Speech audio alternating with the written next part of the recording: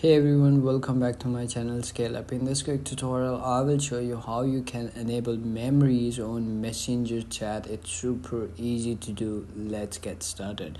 Open up your Messenger app and then logged into your account and go to main menu at the bottom right corner. In 2025 update, you will see over here.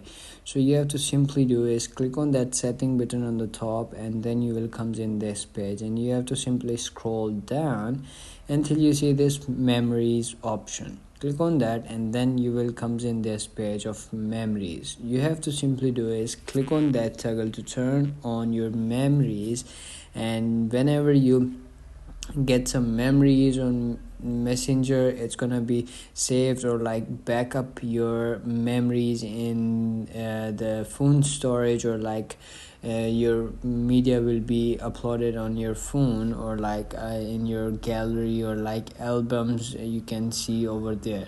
So that's it. That's how you can enable your Messenger memories.